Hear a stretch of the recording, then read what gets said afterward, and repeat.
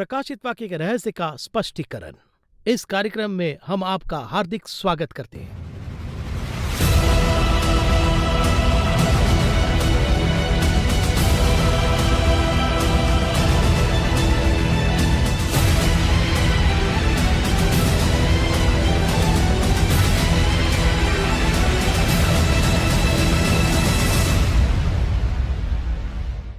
कितना इंटरेस्टिंग है, देखिए, रेवलेशन इस नाम में ही नयापन है, और वो भी प्रभु का दिया हुआ पुस्तक।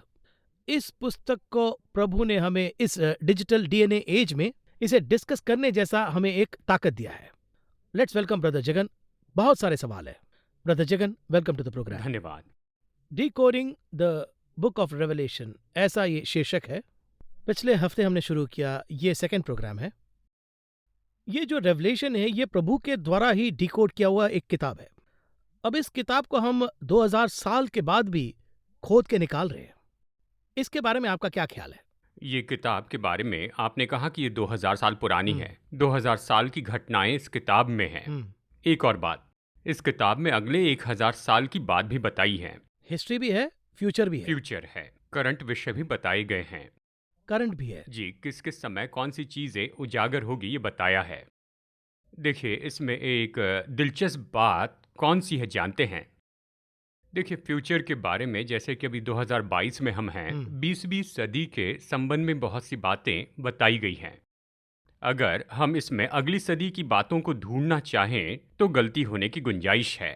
मैं अभी कहूँगा तो लोग इसे नहीं मानेंगे। हमने इसके 22 अध्यायों पर कमेंट्री लिखी है। इस तरह से कहते हैं, मैं उसे गलत नहीं कह रहा हूँ, लेकिन मेरा ये कहना है, यानी उस खास समय में वो जो काम है वो प्रकट होते हैं।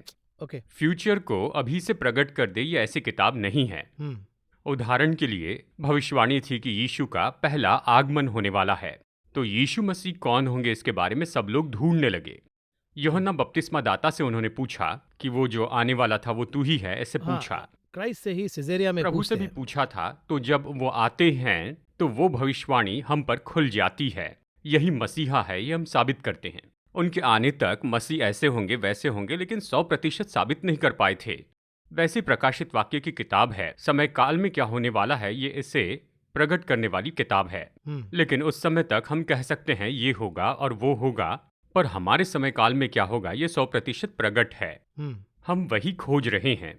इसलिए मैं हमेशा चाहता हूँ कि केवल यही बताए तो काफ़ी है। जैसे कुछ लोग और मेरे दोस्त कहते हैं, ये संदेश जो है और इसका अपडेट, क्या हमें केवल इसी में चलना होगा? देखिए, मेरे समय के लिए यही है।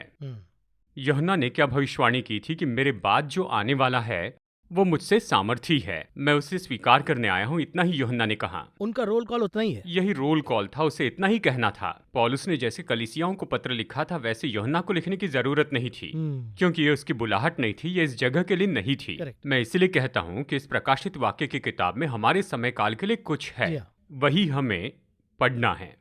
ऐसे पढ़ना शुरू करे तो इन 2000 साल में हम कहाँ खड़े हैं इसे जानेंगे। वो सब यहाँ लिखा है। थोड़ा सा पर्सनली पूछ रहा हूँ ब्रदर जगन।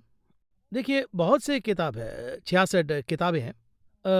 कहा जाए तो और भी बहुत सारे विषय है, प्रोवर्ब्स है, ओल्ड टेस्टमेंट है, न्यू टेस्टमेंट में है। लेकिन इस रेवलेशन को मैं क्यों इस पीरियड में, ये जो 20th सेंचुरी का जो पीरियड है, उसमें क्यों मुझे फोकस रहना चाहिए, ऐसे पूछने वालों का आपका क्या जवाब है? Why should I take Revelation so seriously now? ऐसे पूछने वालों के लिए आपके पास क्या जवाब है? ये अंतिम समय की किताब है, ऐसे बहुत से लोगों को पता है। ये जो अंतिम समय है वो कब शुरू होगा ये हमें समझना जरूरी है। कुछ लोगों ने आलोचना भी की है कि अंतिम समय जो है वो तो पवित्र आत्मा जब उतर आया था उसी समय शुरू हो गया, ऐसे कहते हैं। सच है, कोई दो विचार नहीं। लेकिन इस अंतिम समय का अंत क्या है? एंड कहिए कि 100 पन्नों की एक किताब है, उसमें अंतिम चैप्टर होता है ना? बुक शुरू होती है, आखिरी चैप्टर। इसी तरह से अंतिम समय की किताब में आखिरी चैप्टर होता है। वो क्या है ये पूछे तो, जब इस्राएल लौट कर आएगा, अपने देश में लौट कर आएंगे, वो तुम्हारे लिए चिन्ह है, यीशु ने कहा। साइन अंजीर के पेड़ से शिक्षा लो। फिर उसके बाद होशे की किताब अध्याय 3, वो अपने देश में लौट आएंगे, ये कहा। और फिर उसके बाद 1948 में इस्राएल एक अलग देश के रूप में जाना गया। वो हमारे लिए अंतिम समय का चिन्ह है। इसका मतलब अंतिम समय शुरू हो गया, आखिरी चैप्टर शुरू हो गया। आखिरी चैप्टर शुरू हो गया है तो इस किताब के अंतिम चैप्टर का सबसे ज़्यादा उपयोग होगा, और इसीलिए इस समय के बारे में हम ज़्यादा पढ़ते हैं क्योंकि अंतिम समय के बारे में बहुत कुछ बताया गया है। देखिए, उत्पत्ति में सृष्टि के बारे में ज़्यादा बताया गया है, इसमें अंतिम समय के बारे में ज़्यादा पढ़ते हैं। पहली किताब अंतिम किताब ऐसा नहीं है, उसमें उसके बारे में ज़्यादा बताया, इसमें इसके बारे में ज़्यादा बताया। तो अभी इस किताब को ज़्यादा पढ़ना है। इस किताब को ध्यान में रखते हुए इसके लिए ज़रूरी यानी कुंजियाँ कहते हैं ना, या फिर गाइड, ऐसी कुछ चीज़ें। वैसे बहुत सी किताबें हैं, दानियल, यहजकेल, इस तरह से, लेकिन 100% हम इसका विश्लेषण करें, ये तो ऐसा समय आ गया है। इसलिए प्रभु ने कहा कि तुम वचनों में देखो। जी हाँ। मैंने अपना महत्व लिखकर बताया है। इस समय के बारे में कहाँ पर लिखा है? इस किताब में लिखा है। देखिए, यीशु जब पहली बार आए तो उसके पहले आगमन के बारे में किस किताब में लिखा है, इसे ढूंढेंगे तो यहाँ पर नहीं मिलेगा। अज़ाया में, यशा में मिलेगा। सही कहा, यशा में मिलेगा। यशा में यीशु कब आएंगे ये ढूंढते वक्त उसकी वास्तविकता हम यहाँ मत्ती में और मरकुस में देख सकते हैं। तो हम तुलना करके देखते हैं। कहा जाए तो अज़ाया में पूरा बाइबल एक शॉर्ट फॉर्मेट शॉर्ट में 66 किताबें 66 अध्यायों में हैं, Correct. तो हम इसका उपयोग करते हैं। उसी तरह से अंतिम समय के बारे में पढ़ना है तो यही किताब है। इस किताब की यही तो विशेषता है कि ये तो अभी इस समय के आज लिए ज़माना है। में। और उसके अलावा हमारे जिंदगी में भी एक स्पिरिचुअल ग्रोथ, एक लेवल से अगले लेवल जाने तक के लिए ये पुस्तक, इसमें इतना ट्रेजर्स है, ये कह सकते हैं क्या? है, इसमें ऐसा भी है। मैं यहाँ पर हमारी बात के अनुसार एक विषय पर बताता हूँ। अभी हम जो प्रोग्राम कर रहे हैं, ये प्रोग्राम हमारे दर्शकों के लिए उपयोगी हो, ये हमारा दृष्टिकोण है ना? ये हमारा दृष्टिकोण, लोगों का अपना दृष्टिकोण है। पहले सीजन के आधे भाग होने पर मैंने पवित्र आत्मा से क्या लीड महसूस की, अगर ये पूछे तो अंतिम समय के बारे में ये किताब है। यानी प्रभु वापस आएंगे, न्याय होने वाला है, ये समय आने वाला है, लोगों को ये जानना चाहिए। नूह ने अपने समय में सुसमाचार प्रचार किया, है ना? यानी न्याय का प्रचार करने वाला नूह। तो नूह के समय सुसमाचार प्रचार करने का तरीका था जहाज। जहाज बनाते समय लोगों ने पूछा होगा, इतना बड़ा क्यों बना रहे हो? वो सुसमाचार प्रचार का समय था। करेक्ट है। इसको रखकर सुसमाचार बताना था। क्यों कर रहे हो? जल प्रलय आएगा, सब नाश होंगे। इसी तरह सुसमाचार प्रचार करने का परमेश्वर का तरीका है। देखिए, हमारे डिजिटल वर्ल्ड में हमें सुसमाचार दुनिया तक पहुंचाना है। हमने जाने बिना ही ये प्रोग्राम क्यों शुरू किया और इसे क्यों इतना बढ़ाया, ये परमेश्वर का उद्देश्य है। देखिए, अभी हम इसमें एक बहुत ही महत्वपूर्ण स्थान पर हैं। यानी एक एक परिस्थिति आ गई, जैसे लॉकडाउन, हम इसमें से होकर जाते हैं। हम नहीं जा सकते ऐसे समय थ्रू एयर, तो रफ्तार से बताएंगे। इसलिए परमेश्वर ने प्रकाशित वाक्य का उपयोग किया।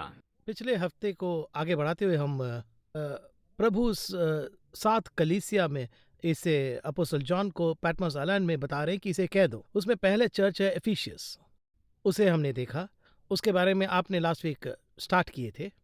अब मैं रिवर्स में सवाल पूछ रहा हूँ, आज के समय काल के जो बिलीवर्स के लिए, अगर वे ये कहे कि इन 7 कलीसिया में किसी एक में वे मेंबर रहेंगे तो क्या वो सही होगा? यानी कि देखिए, मैं इसे रिवर्स से कैसे पूछ रहा हूँ, ये तब लिखा गया है पैटमोस आइलैंड में, जॉन को रिवील किया गया है। इसका और मेरा क्या रिश्ता है? अगर देखा जाए तो इसमें काफी रिश्ता है। तो अगर इस 7 कलीसिया को अगर हम समझ गए तो मेरा स्पिरिचुअल वॉक ऑफ लाइफ किस में है, ऐसा कहें तो क्या ये सही होगा? यही सवाल है। जी देखिए, मैं इसका 2 तरह से जवाब देता हूँ। उसमें भी 2 है। 2 तरह के जवाब। पहला जवाब इस तरह से है, ये 7 समय काल हैं, यानी 7 यानी डिस्पेंसेशंस हैं। अब आप देख सकते हैं, इफिसुस का ये समय काल तो प्रेरितों के समय में शुरू हुआ। यहाँ से शुरू करके यीशु जब अपनी कलीसिया को उठाने आएंगे, वो लौदीकिया का समय है। ये 7 जो है 7 समय काल हैं। यानी देखिए, उसी पर हम चर्चा करने वाले हैं। जैसे आप पूछ रहे हैं, ये 7 जो कलीसियाएं हैं, ये 7 पत्र हैं, और इन 7 चरित्रों की कलीसियाएं हर समय काल में रही हैं। इस भूमि पर प्रेतों के समय में भी रही हैं। एफिसस के जैसे मसीह यीशु को पसंद ऐसी कलीसिया थी। स्मरना के जैसे फॉल्ट वाली कलीसिया भी थी। पिरगमुन के जैसे गलत डॉक्ट्रिन वाली कलीसिया भी उस समय थी। फिलाडेल्फिया के जैसे भाईचारे का प्रेम, ऐसी कलीसिया हर समय रही हैं। तो इसमें मैं किस तरह की कलीसिया में हूँ, ये मुझे समझना होगा। करेक्ट। ये सुधारने में मदद करेगा और इसे अपडेट करने में भी मदद करेगा। 2 एंगल है। अब देखिए, इसमें एफिसस के चर्च का चरित्र है, यानी मैं चर्च हूँ, ये विचार है। हम चर्च हैं, मैं चर्च हूँ। अगर हम ऐसा सोचते हैं तो परमेश्वर यहाँ पर कहते हैं कि तुझ में जो पहला प्रेम था उस प्रेम को तूने त्याग दिया जी है। हाँ, फर्स्ट लव। First love. जब परमेश्वर को अपनाया था तब परमेश्वर पर वो पहला प्रेम था। वो प्रेम अब भी मुझ में है क्या, यह हमें जांचना है। जी हाँ, अप्रिशिएट भी कर रहे हैं, लेकिन स्पष्ट रूप से कहाँ गैप है वो भी कह रहे हैं। वो पहला प्रेम चला गया है क्या, इसके बारे में पवित्र आत्मा मुझे समझाता है। तो अभी मैं इफिसुस के चर्च के चरित्र से जी रहा हूँ। एक बार अगर मैं नाश के मार्ग पर चलने लगूंगा, कुछ मुसीबत हो या कष्ट हो, ऐसे समय में स्मरणा चर्च का चरित्र मेरी मदद करेगा। ओके। इस जीवन में अभी मैं एक समय काल में हूँ, और अगर मैं किसी सिद्धांत के बारे में चूक जाता हूँ तो परगमुन का चर्च मदद करेगा। वो सलाह मेरे काम में आएगी। तो कहीं ना कहीं हम फिट हो रहे हैं। किसी जगह में तो मैं हूँ। तो इस कार्यक्रम में हम फिट नहीं हो रहे, ऐसा कोई नहीं कह सकते हैं। सभी दर्शक जो हमें देख रहे हैं वो सभी इन चरित्र में से किसी एक में होंगे। अच्छा।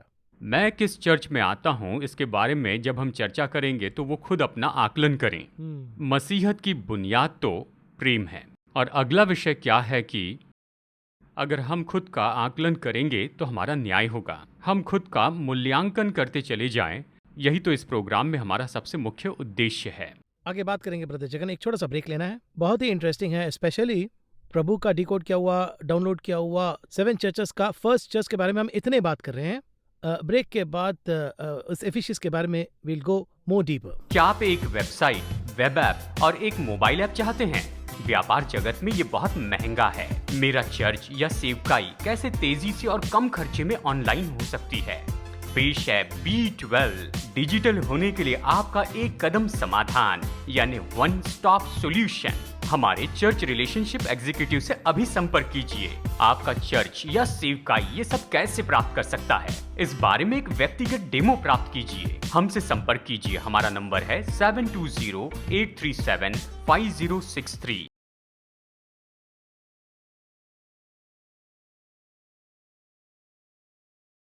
Efficiency church, the first church 7 में, so much treasures are there. इसे कैसे समझना है? देखिए, सबसे पहले इफिसियों के चर्च को देखते हैं। दूसरे अध्याय के पहले 7 वचन उसके बारे में बताते हैं। देखिए, यहाँ पर इन सभी 7 चर्च में मुख्य बात है, ये 5 काम सभी चर्च में हैं। 5 पॉइंट्स। 5 पॉइंट्स, की पेपर और पॉइंट्स। पेन ले लेना चाहिए। हाँ? जी, पेपर और पेन ले लीजिए। हाँ। 5 की पॉइंट्स ये सभी चर्च में हैं। देखिए, पहला चर्च जो है वो है उसका नाम। नाम महत्वपूर्ण है। नेम। जी, इन सभी 7 नामों में सबसे महत्वपूर्ण नाम इफिसुस। उसके नाम के आधार पर ये चर्च होगा। ओ, तो नाम में इतना सब कुछ है। जी, देखिए, बाइबल में जो नाम है ये बहुत ही महत्वपूर्ण है। So it's got a spiritual meaning. आत्मिक अर्थ। आदम को वो नाम दिया गया, ये परमेश्वर ने दिया था, ऐसा ही है ना? आदम को जो नाम दिया, अगर उसे अच्छे से देखे, वो तो 2 तरह के नाम हैं। ये बहुत ही उपयोगी है। अगर मैं बताऊंगा तो ये दिलचस्प है। छोटी छोटी बातें। आदम 2 तरह के नाम रखता है। फल खाने के पहले जो है वो हव्वा का नाम तो बिल्कुल अलग था। फल खाने के बाद में उसने नाम रखा हव्वा। So before fruit and after fruit. जी हाँ, फल खाने के पहले उसका नाम तो स्त्री था, हव्वा नाम नहीं था। वो क्या कह के नाम रखता है? ये मेरी हड्डी की हड्डी और ये मेरे मांस का मांस है, क्योंकि ये मनुष्य से निकाली गई, इसलिए ये स्त्री है। फल खाने के बाद सभी मनुष्य जाति की आदि माता है, इसलिए उसने हव्वा नाम रखा। ध्यान से देखे तो दोनों का फर्क पता चलेगा। स्त्री यानी सभी स्त्रियां, सबके सब स्त्री हैं। इसमें सभी मनुष्य हैं, सभी स्त्रियां हैं। वो कैसे नाम रखता है, मतलब देख कर रखता है कि इसकी रचना कैसी हुई। इसका गहरा अर्थ है, बहुत गहरा अर्थ। लेकिन देखिए अभी कैसे नाम रखते हैं। देखे तो सबको जनने वाली एक माँ है, यानी उस माँ का यानी स्त्री का नाम हव्वा हो गया। ये मेरी पत्नी है, ऐसा हो जाएगा। बहुत से लोग हैं उसका नाम हव्वा है, इसका नाम रिबेका, उसका नाम लियाल है। करेक्ट। सबको मिलाए तो स्त्री है। नाम रखे तो उनका फर्क समझ में आएगा। उसमें भी एक आत्मिक जो नाम है वो तो स्त्री है, शारीरिक नाम है हव्वा। अब जो आत्मिक नाम है वो यहाँ पर मौजूद है। इफिसियो नाम इस चर्च का आत्मिक नाम है। यह ऐसा चर्च है जिसे परमेश्वर ने पसंद किया है। इस चर्च का समय काल क्या था, अगर आप मुझसे ये पूछे, ये तो प्रेतों का समय है। ईस्वी सन 100 तक। यूहन्ना ईस्वी सन 100 में मर गया। अपोस्टल पॉल एक बहुत ही इंपॉर्टेंट पार्ट है इसमें। जी, वो वहाँ था। यूहन्ना के मरने तक हम कह सकते हैं ये पहली चर्च का समय था। इफिसुस का समय, उस समय सारे प्रेरित मारे गए और उसके साथ चर्च की पहली जनरेशन खत्म हो गई। यानी अभी ऐसा समय आने तक प्रेरितों में से कोई भी नहीं था। ये इफिसुस का समय काल है। प्रभु चाहे तब तक ये रहेगा। क्यों पूछे तो निश्चय ये इस समय तक था। और कहा जाए तो फाउंडेशन। फाउंडेशन, ऐसा क्यों पूछे तो इसे बनाने वाले सभी वो थे जिन्होंने परमेश्वर को देखा था, डायरेक्टली। सीधा देखा था। वो यीशु के साथ रहते थे। पौलुस भी कहता है कि उसने मुझे दर्शन दिया था। यानी इन सभी ने परमेश्वर को देखा था, उससे बात की, उसके साथ थे। ये वो समय क्राइस्ट के काल साथ ही। मसीह के साथ रहे और मसीह से लेकर उन्होंने लिख कर दिया है। कहा जाए तो इसी समय काल में चर्च की सारी विधियां और सारे नियम लिखे गए हैं और कोई नियम नहीं आएंगे। चर्च में इसके बारे में कहा गया, सब लिख लिया गया। अगर कहे तो प्रभु भोज से लेकर सारी बातों के बारे में यहाँ पर बताया गया है। यानी इफिसुस पसंद किया गया समय काल है। और फिर पहली सदी ईस्वी सन 100 तक यहाँ पर इसके बारे में लिखा है। यानी मसीह यीशु जो कहते हैं। चलिए यहाँ पर एक और विषय के बारे में मैं बताना चाहता हूँ। देखिए यहाँ पहले अध्याय में परमेश्वर के बारे में पूरा विवरण दिया गया है कि उसके बाल ऊन के समान हैं, उसके बाल रुई के जैसे हैं, जी हाँ। उसकी आंखें अग्नि की ज्वाला है, साउंड जो है और आवाज waters। जी बड़ी धाराओं के समान है, समय की आवाज की तरह। और जो पैर हैं वो ताए हुए पीतल के जैसे हैं। देखिए इसी तरह से परमेश्वर के बारे में हर एक चर्च को अलग तरह से बताया है। बस एक पार्ट बताया। देखिए इफिसियों की कलीसिया के लिए क्या कहा गया है। यानी जो सातों तारे अपने दाहिने हाथ में लिए हुए हैं और सोने की सातों दीवटों के बीच फिरता है, वो कहता है। इस तरह विवरण दिया है। दूसरे चर्च के बारे में बताते हुए क्या कहता है, जो प्रथम और अंतिम है, जो मर गया था और अब जीवित हो गया, उसके लिए एक और ये अलग विवरण है। और फिर तीसरे चर्च के बारे में देखिए पेरगमुन में कैसा विवरण दिया गया है, जिसके पास दोधारी और तेज तलवार है। वो ये कहता है, देखिए यहाँ पर जो उजागर करना है उसके बारे में क्या कहता है। देखिए उसके कहने में और इस चर्च के चरित्र में एक लिंक है। समझ रहे हैं ना? समझ गया, I got it, देखिए हाँ। यहाँ पर वो दीवटों के बीच में खड़े हैं, इस तरह से विवरण देता है। इसका अर्थ क्या है? अगर ये पूछे तो परमेश्वर हमारे मध्य में रहते, ये इसका अर्थ है। ये चर्च तो ऐसा है जिसके मध्य में परमेश्वर वास करते हैं। लेकिन लौदीकिया की कलीसिया के बारे में अंत में परमेश्वर क्या कहते हैं?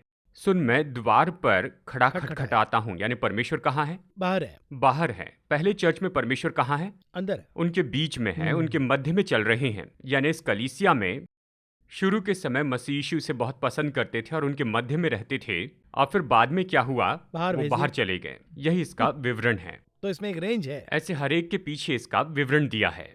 एक ही वचन में इतने सारे मीनिंग है। देखिए ऐसे हर एक एक शब्द के पीछे बहुत बड़ा अर्थ है और हम यहाँ पर सेकंड लेवल में देख रहे हैं। तीसरे लेवल पर अगर हमें देखना होगा तो बाइबल कॉलेज जैसे होगा। अगर हम इसमें देखें तो जानेंगे कि परमेश्वर जो है यह इनके मध्य बड़े शांति के साथ चलन कर रहे हैं। उदाहरण के लिए अदन की वाटिका में परमेश्वर जो है वो दिन के ठंडे समय उनके साथ मिलने आते थे आदम से। अब इसका अर्थ क्या है? जैसे पति पत्नी शाम के समय वॉक के लिए जाते हैं, तो ये वॉक करने का समय है। ये कैसा होता है? इसमें कोई टेंशन नहीं होता है। जी हाँ। यानी जैसे बच्चों को स्कूल में भेजने का समय होता है, ये इस तरह नहीं होता Relax है। रहेंगे। बहुत ही आराम से माइल्ड अपने विचार को प्रकट करते हैं और बड़ी खुशी से वो बातें करते हैं। इस तरह से ये चर्च का समय था। देखिए इसी तरह से परमेश्वर ने वहां पर पहली सदी में प्रेतों के साथ बातें की। और कहा जाए तो उनकी इच्छा वैसे रहने की ही है। वैसे ही शुरू से चाहते हैं, अदन के समय से यही चाहते हैं। और फिर इसराइलियों के मध्य में वो परमेश्वर इस तरह से चले हम देखते हैं, लेकिन उन्होंने उसे दूर कर दिया। पुराने नियम में एक बात आपने देखी होगी, मैं उनके मध्य वास करूंगा, मेरे लिए एक तंबू बनाओ, ऐसे उसने कहा। टैबरनेकल के बारे में कहा। लेकिन जैसे लोगों ने पाप किया तो फिर मूसा ने क्या किया? तंबू को बाहर बनाया। इसका अर्थ क्या है? परमेश्वर उनके साथ रहना चाहते थे, लेकिन इन्होंने क्या किया? उसे निकाल कर बाहर कर दिया। इस तरह से हुआ। देखिए ये चर्च ऐसा था जहां पर परमेश्वर की उपस्थिति थी। यानी इस चर्च में ये अच्छी क्वालिटी थी। और फिर इसमें दूसरी अच्छी क्वालिटी क्या है जानते हैं? ये भी कि तू बुरे लोगों को नहीं देख सकता। दूसरे वचन में सबसे पहली बात, चर्च का नाम मुख्य है, उसका समयकाल महत्वपूर्ण है। टाइमिंग। तीसरी बात, अच्छी विशेषता, अच्छी क्वालिटी। यानी हर एक चर्च में अच्छी क्वालिटी है। वो भी प्रभु खुद कह रहे हैं, देखिए इसमें कितना। देखिए हाँ। परमेश्वर हमसे यहाँ पर गवाही चाहते हैं। हम्म। परमेश्वर हमसे गवाही चाहते हैं। वो एक बात, और दूसरा ही अप्रिशिएट। देखिए हम परमेश्वर से कहते हैं क्षमा करो, ये एक तरफ, बट परमेश्वर जो है वो एक तरफ है, पर परमेश्वर जो अप्रिशिएट करे उसे यहाँ वो क्वालिटी ही कुछ अलग है, देखिए ना। हाँ। मैं अपने सभी संदेशों में एक बात पर बहुत ज़्यादा गौर करना चाहता हूँ, और वो ये है कि आप परमेश्वर की सराहना पाएंगे। हम्म।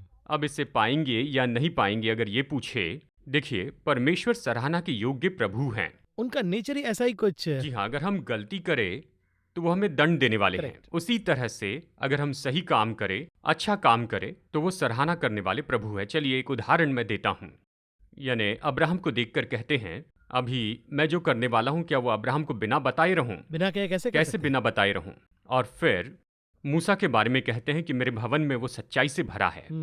दाऊद के बारे में कहते हैं कि ये मेरे दिल का सा व्यक्ति जी है। हाँ। दानियल को देखकर कहते हैं कि हे दानियल, तू मुझे प्रिय है। कितनी चाहत है ना है ना? उनमें। अयूब के बारे में कहा, उसके जैसे खरा, सीधा और न्याय करने वाला कोई नहीं है। याकूब के बारे में कहा, तेरा घराना कितना सुंदर है। जब परमेश्वर सराहना करते हैं तो कभी हिचकिचाते नहीं हैं। कलीसिया सहयोगी तो प्रभु का आशीर्वाद होगा और प्रभु सराहना करेंगे। यीशु की माता मरियम, उससे कहा तुझ पर अनुग्रह हुआ, ये एक सराहना है। यानी देखिए इस विशेषता को, इस गुण को बताकर फिर वो क्या करते हैं? प्रकट करते हैं। यह तीसरी बात। देखिए चर्च परमेश्वर की ओर से सराहना पाने वाला चर्च हो। देखिए इस चर्च की सराहना की गई। इस चर्च की सराहना क्यों की गई, ये वचन 2 में बताया है। इससे हम और भी गहराई से देख सकते हैं। उन्होंने क्या किया था कि गलती करने पर सहन नहीं करेंगे। गलती करने वाला कौन है इसे वो ढूंढ कर निकालते थे। जबकि आज देखा जाए तो बहुत से चर्च में यानी कलीसिया में या हमारे जीवन में कुछ गलत दिखता है तो हम उसे सह लेते हैं। प्रभु नहीं चाहते कि हम ऐसा करें। उनकी गलतियों को सबके सामने प्रकट करना ये भी प्रभु नहीं चाहते हैं। परमेश्वर ने कहा गलत गलत है, सही सही है। इस तरह परमेश्वर ने खुलासा कर दिया है। फिर उसके बाद चौथी बात यहाँ पर इस चर्च के बारे में बताते हैं। सबसे पहले नाम, दूसरा समय काल, तीसरा सराहना, चौथी बात उसकी गलतियाँ। सो वो एक पैकेज में आ रहा इस है। पैकेज में ये भी है, यानी गलती है तो उस गलती को दिखाना भी जरूरी होता है। जी हाँ। गलती हो तो क्या परमेश्वर आंखें बंद करके कहेंगे ठीक है कोई बात नहीं, जाने दो, ये तो बहुत अच्छी बातें करता है, छोटी सी गलती की है तो छोड़ दो? इस तरह से नहीं होता। चाहते हैं। परमेश्वर Straightly के कहते हैं। चरित्र का सबसे अच्छा जो गुण है आप जानते हैं वो क्या है? वो चाहते हम 100% परफेक्ट हो जाएं। बट उनका जो उम्मीद है वो न्यायपूर्ण है प्रभु की दृष्टि में। लेकिन इस दुनिया में उन्हें ऐसा रहना, ये उम्मीद करना आज के जमाने में हो सकता है, ये सोचने पर बहुत ही मुश्किल है। ये मुमकिन हो, इसीलिए इसी एक कारण वे के वैसे लिए हैं। वो इस पृथ्वी पर आकर प्रकट अच्छा। हुए। हम प्रेम के साथ सत्य बोलते हुए मसीह में उन्नति करें। अब देखिए यीशु ने यानी 100% परमेश्वर की अलौकिक सामर्थ के द्वारा इसका सामना नहीं टेस्ट नहीं किया किया। था। उसे भी भूख लगी थी, उसे नींद आती थी, उसे दर्द होता था, मरते समय बहुत दर्द हुआ, हाँ, खून। उसे पसीना आता था, सब था, निराश हुए थे, जी हाँ। सब हुआ था। 4 लोग उसे पकड़कर ले गए। देखिए ये सब हुआ था। हम सब के जैसे उसकी भी परीक्षा हुई, और जब उसकी परीक्षा हुई तो उसने साबित किया कि एक मनुष्य के रूप में हम इस पर जय पा सकते हैं। क्लीनली बता रहे, स्पष्ट कहाँ है? प्रैक्टिकल डेमोन्स्ट्रेशन यानी उन्होंने खुद इसे किया और हमसे ये कहते कह हैं रहे हैं। कि तुम में ये कमी है। हम कहते हैं आप खुद करके देखिए तभी इसकी परेशानी आप समझ पाएंगे। पर यीशु से ऐसा नहीं कह सकते हैं। और सिर्फ वे ही नहीं, अपोस्टल्स भी ऐसे ही कर रहे वो हैं। वैसे ही उसके पीछे चले। इसलिए पौलुस हिम्मत करके ये कहता है जैसे मैं मसीह के पीछे चल रहा हूं तुम मेरे पीछे चलो। तो ये जो है थियरी नहीं है, इट्स अ प्रैक्टिकल बुक। जी 100% प्रैक्टिकल है और उसे ही वो दिखा रहा है, प्रकट कर रहा है। इसलिए मैं कहता हूं परमेश्वर ने गलत लोगों से किताबें नहीं लिखी, 40 राइटर्स। हारने वालों के द्वारा किताबें नहीं लिखी। परमेश्वर ने जो लोग सफल हुए उनके द्वारा किताबें लिखी। टेस्ट करने के बाद सक्सेस होकर उसे ओवरकम करना है। इसीलिए वही वर्ड ओवरकम ऐसा पूरा भरा हुआ है। जी हाँ, जो जय पाए उसके लिए, हाँ। जो जय पाए उसे। देखिए इस पूरी बाइबल में जो सबसे ज्यादा पसंद है, ये हैरान करने वाला विषय है। देखिए अगर कोई गलती करता है तो परमेश्वर उसे छिपा कर नहीं रखते हैं, उसे गलत साबित करके उसे हटाते भी नहीं या है। अपमान करके ऐसे। ऐसा हाँ। सब नहीं होता। जो कोई गलती करता है उसे वो लिख लेते हैं, तो पंजीकरण कर रहे हैं। वो लिख लेते हैं। नहीं तो अपने दिल के करीब उस दाऊद को जब उसने गलती की, अगर प्रभु चाहते तो इस किताब में इसे लिखने से रोक देते, करेक्ट। जी हाँ। है ना? अरे वो तो वो जो है वो इसे लिखने के लिए कहें तो होगा, नहीं तो फिर नहीं। नहीं चाहिए। लेकिन ये किस लिए लिखा है कि उसने जो गलती की है, ये हमारे लिए एक सबक होना चाहिए, इसलिए लिखा। हमारे बच्चों के लिए एक सबक होना चाहिए।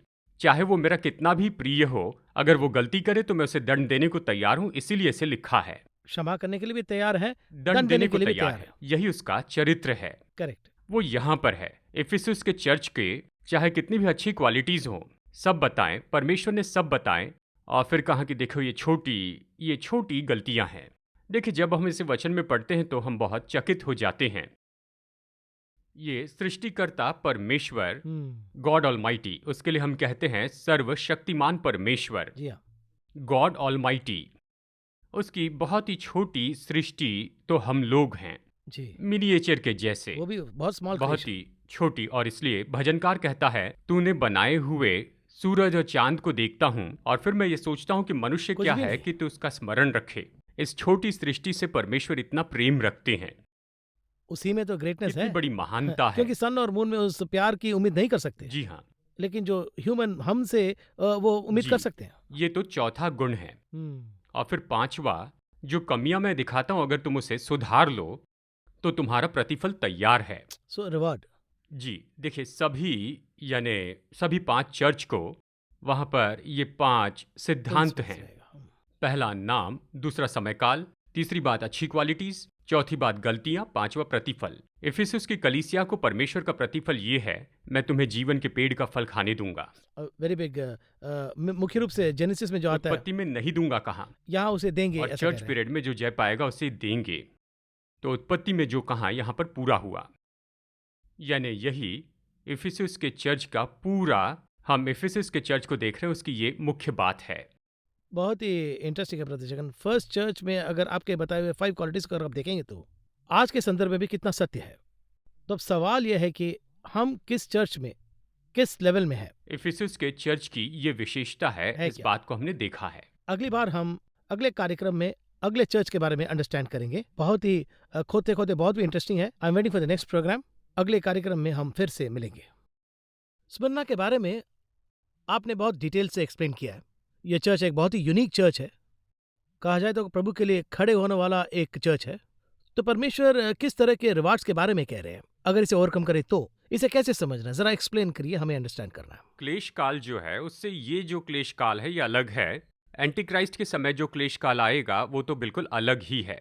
तो ये स्मरना जो कलीसिया है, ये कलीसिया तो क्लेश काल के समय में बनी हुई